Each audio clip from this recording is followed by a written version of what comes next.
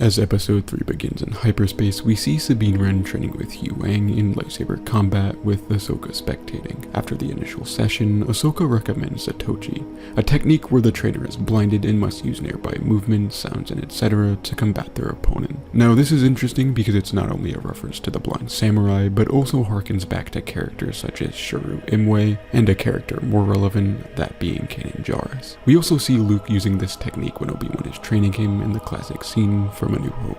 As training with this technique comes to a close, we get a scene where Ahsoka breaks Sabine's defenses, getting the better of her, in a moment that indicates how much training Sabine actually requires to be on par with Ahsoka, or at least enough to efficiently aid her on her mission of preventing Thrawn's return and potentially finding Ezra. After the intro plays, the camera transitions to a meeting between Harrison Dula and senators of the New Republic, including Mon Mothma. In this meeting, it is revealed that many senators, and those working with the New Republic in general, seem to believe the rumors of Thrawn's imminent return are, well, just rumors. As a result, they deny permission for Hera to use the fleet to aid Sabine and Ahsoka, as she informs them later on. In this scene, we also get to meet Hera's son, Jason, who she of course had with Kanan before his sacrifice. Now I want to take a second to note that it's really interesting they chose the name Jason, as we know of Jason Solo, who played a major role in Legends as the son of Han and Leia. He also turned to the dark side. This gets me thinking. Jason tells her mother, Hera, that he wants to be a Jedi, and knowing that his father was one, it could be a notable possibility for him to be Force sensitive. This is probably unlikely, but I wanted to put it out there.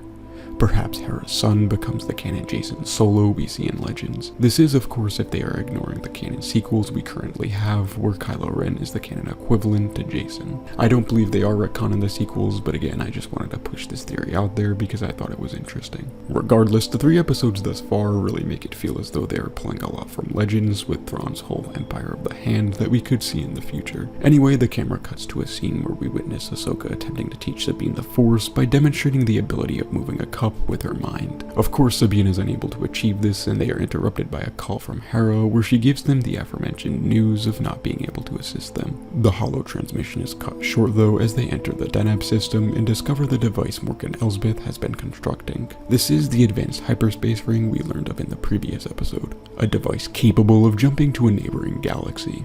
They are soon attacked by Shin, Marrok, and a few other starfighters, but are able to fend them off and reach the surface of what I assume is Cetos. Before we continue onward, however, I want to mention that there is a section where Sabine must repair the ship, and Ahsoka leaves in a spacesuit reminiscent of the one she wears at one point in the Clone Wars. At this point, she takes out a fighter with her lightsabers and re-enters the ship, where they enter the atmosphere and witness the sight of a pod of migrating Purgles. They take this as a sign of Ezra due to his connection with them, and the fact that the last time they saw him, as Sabine notes, was when they last saw the creatures. This brings us to where I was before, when they land on the surface and deactivate all power from the ship as well as Wren to avoid being detected. This works as we see Shin and Marrok's starfighters fly overhead, completely missing Sabine and Ahsoka and deciding to regroup. The episode ends with Baylan ordering his men to hunt down Sabine and Ahsoka, as he knows they are hiding in the forest. Anyhow, I hope you enjoyed the breakdown, and I think next week's episode is definitely going to be interesting to say the least.